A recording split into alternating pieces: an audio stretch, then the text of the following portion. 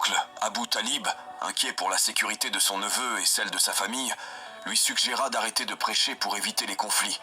Mais le messager d'Allah répondit fermement « Je jure par Allah, même s'il devait placer le soleil dans ma main droite et la lune dans ma main gauche pour que j'abandonne cette mission, je ne le ferai pas jusqu'à ce qu'Allah la fasse triompher ou que je perde la vie en essayant. » Abu Talib, avec un profond soupir, dit « Fils de mon frère, je ne t'abandonnerai jamais. » À mesure que le message du prophète se répandait, la tension à la Mecque augmentait. Les chefs de Quraïch se sentaient menacés, non seulement parce que leur autorité religieuse était en jeu, mais aussi parce que cela provoquait des divisions même au sein de leur propre famille. Parmi les principaux opposants à l'islam à cette époque figuraient Abu Jahl, ainsi qu'Abu Lahab et son beau-frère Abu Sufyan. Un jour, Hamza, un autre oncle du prophète, entendant des insultes contre son neveu, fut rempli de colère. Il alla directement voir Abu Jahl et le frappa à la tête avec son arc, déclarant qu'à partir de ce moment, lui aussi embrassait l'islam. À partir de la 3e année de la révélation, le prophète reçut l'ordre d'avertir son peuple ouvertement des dangers de l'idolâtrie. Son appel au monothéisme fut accueilli avec mépris par les Quraïch, qui, bien qu'ils n'osèrent pas le tuer par crainte de représailles de son clan, ne se gênèrent pas pour ridiculiser et torturer les musulmans, en particulier ceux qui n'avaient pas de protection. L'un des exemples les plus mémorables de ces persécutions est celui de Bilal, un esclave soumis à des châtiments brutaux. Les Quraïch lui attachèrent une corde autour du cou et le traînèrent à travers les collines de la Mecque, laissant des marques sur sa peau. Umayya le battit sévèrement et, sous le soleil brûlant, le força à s'allonger sur des pierres brûlantes, plaçant une lourde pierre sur sa poitrine, tout cela dans le but de le faire renoncer à sa foi. Cependant, Bilal, rempli de résilience et de force spirituelle, répéta à plusieurs reprises « Ahad, Ahad », signifiant « Allah est unique ». Abu Bakr, le voyant au bord de la mort, paya une somme considérable pour acheter sa liberté, sauvant ainsi sa vie. À partir de ce jour, Bilal devint l'un des compagnons les plus proches et les plus aimés du prophète. Bien plus tard, lorsqu'il fallut trouver une manière d'appeler les fidèles à la prière, Bilal fut choisi comme le premier muezzin de l'islam, élevant sa puissante voix pour appeler les croyants. Malgré les cicatrices laissées par les tortures sous le soleil, son amour pour Allah et son messager ne vacilla jamais. Les persécutions furent si sévères que le prophète conseilla aux musulmans qui le pouvaient d'émigrer temporairement en Abyssinie, où un roi chrétien, le Négus, régnait. Environ 80 croyants cherchèrent refuge là-bas en l'an 614. Cette alliance avec une nation étrangère provoqua davantage la colère des Quraïch, qui envoyèrent des délégués pour demander l'extradition des musulmans. Lors d'un débat important à la le Négus fut ému aux larmes, reconnaissant que les paroles de Muhammad venaient de la même source divine que les enseignements de Jésus, et il affirma « En vérité, cela vient de la même lumière que Jésus a apportée. » Malgré l'oppression et l'exil qu'ils durent endurer, le nombre de fidèles de l'islam ne cessa de croître, alarmant profondément les chefs des Quraïch. En tant que gardiens des idoles de la Kaaba, ils voyaient leur contrôle et leur autorité menacés. Désespérés, ils envoyèrent des émissaires pour avertir les autres tribus du soi-disant fou qui prêchait parmi eux. Non contents de cela, ils tentèrent de faire accepter au prophète un compromis. Ils lui offrirent le pouvoir et la domination s'il cessait de condamner l'idolâtrie et acceptait leur divinité comme intercesseur auprès d'Allah. Cependant, le prophète rejeta fermement cette proposition. En plus du soutien de Hamza, un autre allié important rejoignit les rangs des musulmans, Umar.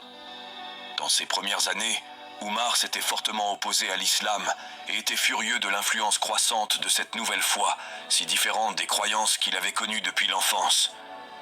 Rempli de rage, il jura de tuer Muhammad, le prévint de regarder d'abord sa propre famille, car sa sœur et son beau-frère s'étaient convertis à l'islam. Furieux, il entra en trombe chez sa sœur et les surprit en train de réciter des versets de la sourate Taha. Lorsqu'elle avoua s'être convertie, Umar la frappa durement. Honteux de son acte violent, il demanda à voir le texte qu'il lisait. Sa sœur lui dit qu'il devait d'abord se purifier. Une fois purifié, il lut les versets et quelque chose changea en lui. Ému par la beauté et la profondeur du Coran, Oumar alla directement voir le prophète et déclara sa conversion à l'islam. L'hostilité des Quraïsh atteignit son apogée lorsqu'ils réussirent à imposer un embargo économique contre le clan de Muhammad. Personne ne devait commercer avec eux à moins qu'ils ne livrent le prophète. Pendant 3 longues années, le prophète et ses compagnons furent confinés dans une forteresse dans l'une des vallées de la Mecque, endurant de grandes privations. Cependant, avec le temps, certains membres des Quraïsh, émus par la compassion et fatigués de la situation, décidèrent de mettre fin au blocus. Lorsqu'ils retirèrent le document de l'embargo, qui avait été placé dans la Kaaba, ils découvrirent que presque tout le parchemin avait été mangé par des fourmis, à l'exception des mots « Bismika Allahumma » au nom d'Allah. En voyant cela, les chefs des Quraïsh décidèrent de lever le blocus, permettant au prophète de circuler librement dans la ville. Je vous invite maintenant à faire une pause, car nous n'avons pas encore exploré en détail les aspects physiques et moraux du prophète Muhammad. Paix et bénédiction soient sur lui.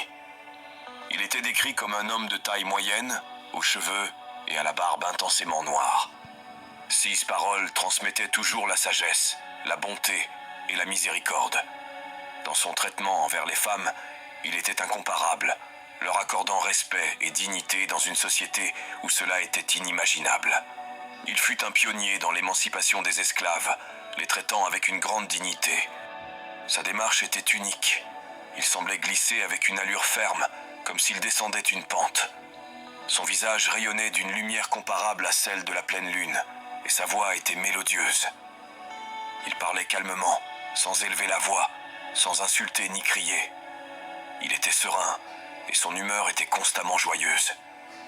Il dirigeait souvent son regard vers le sol, dans une attitude d'humilité et de réflexion, et écoutait attentivement sans interrompre. Il était l'incarnation de la sagesse, et quand il parlait, il adoptait une posture si solennelle qu'on disait que des oiseaux auraient pu se percher sur sa tête.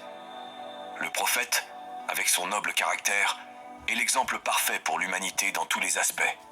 6 mois après la levée du blocus économique, le prophète, paix et bénédiction soient sur lui, connut une année particulièrement douloureuse, connue sous le nom de l'année de la tristesse.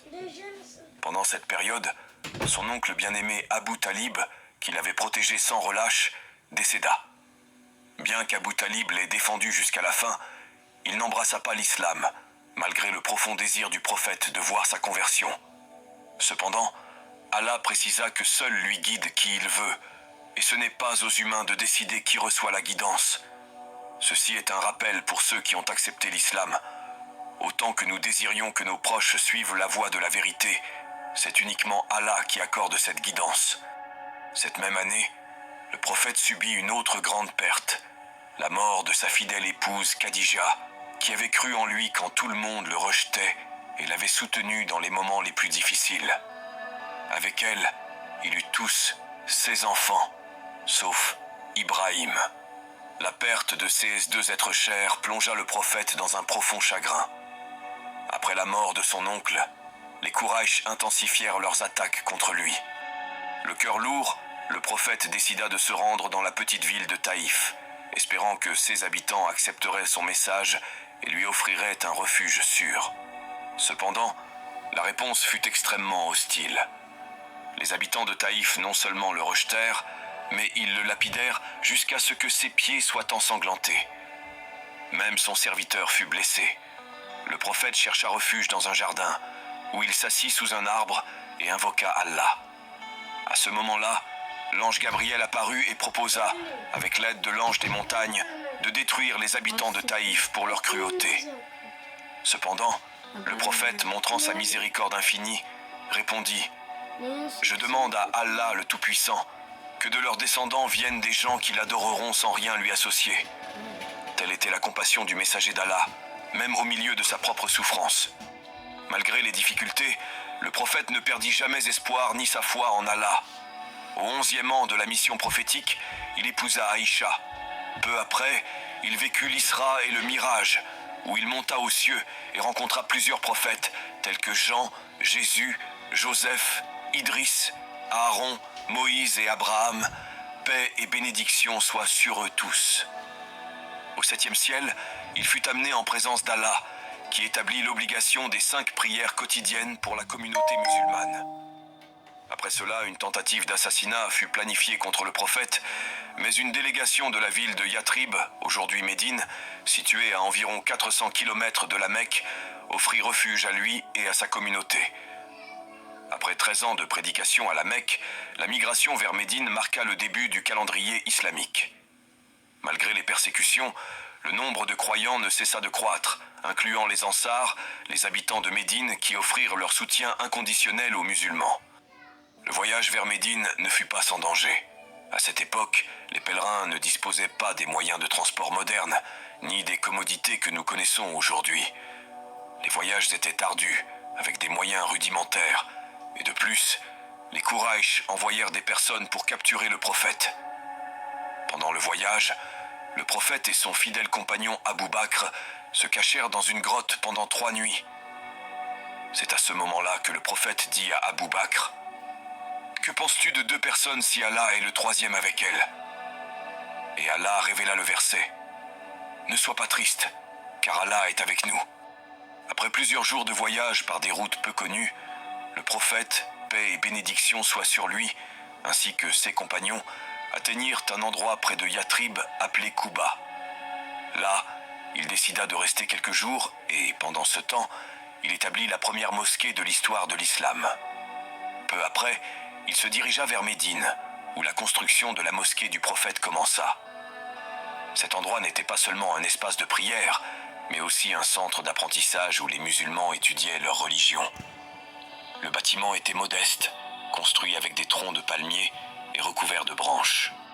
Après 13 ans de persécution et de privation à la Mecque, la mission du prophète entrait dans une nouvelle phase. Such comfortable slippers. Qui jusqu'alors était orientée vers Jérusalem, la redirigeant vers la Kaaba à la Mecque. Pendant longtemps, les musulmans avaient été pacifiques et patients face aux agressions. Cependant, à partir de ce moment, ils commencèrent à former des alliances avec diverses tribus et à exercer une pression sur les Quraysh. Cela culmina avec la première grande confrontation de l'islam, la bataille de Badr. Bien que les musulmans fussent bien moins nombreux que les Quraysh, ils remportèrent une victoire décisive, aidés par le soutien d'Allah. 1 an plus tard, une armée de 3000 hommes partit de la Mecque avec l'intention de venger la défaite de Badr et de détruire Médine. Bien que les musulmans aient initialement pris l'avantage, la désobéissance d'un groupe d'archers, qui abandonnèrent leur position, permit aux Quraysh de contre-attaquer, entraînant une défaite pour les musulmans. Pendant cette bataille, le prophète fut blessé